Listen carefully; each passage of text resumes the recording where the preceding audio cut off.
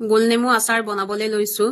প্ৰথমে মই ধুনীয়াকৈ ধুই ললো। ধুই লোৱাৰ পাছত শুকান কাপোৰ এখনেদি মোহাৰিলো আৰু এতিয়া পিচ পিচ কৰি কাটি লৈছো। বেছি পিচটো ডাঙৰ কৰা নাই বাৰু, ইমানটোতে থৈ দিছো। গোটেইখিনি কটা হৈ গ'ল। এতিয়া এটা ৰাতিৰ কাৰণে নিমখ সানি থৈ দিম ইয়াতে।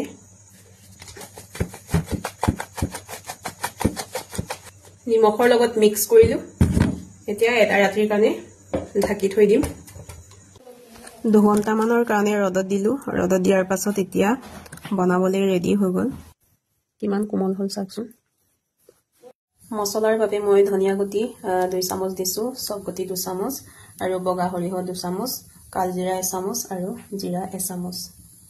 এতিয়া গৰম কৰি লম। মাজতে কেমেৰাটো অফ হৈ থাকিলে দেই। কেৰাহী গৰম কৰিলো। গৰম কৰাৰ পাছত তেল দিলো। তেল দিয়াৰ পাছত নিমখ, হালধি, জলকীয়া আৰু গুড়ি মছলাখিনি দিলো।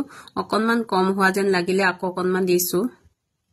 3 দিন ৰ'দত দিয়াৰ পাছত চাওকচোন কিমান ধুনীয়া হৈ গ'ল। খাই চালো, ইমানেই টেষ্টি লাগিছে নহয়।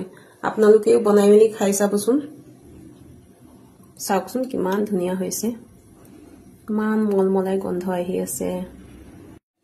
আপোনালোকে গোলনেমু আচাৰ বনালে এনেকে চিচাৰ বৈয়ামত থব। প্লাষ্টিকৰ বৈয়ামত থলে মানে বহুত দিনলৈ ৰাখিব নোৱাৰি।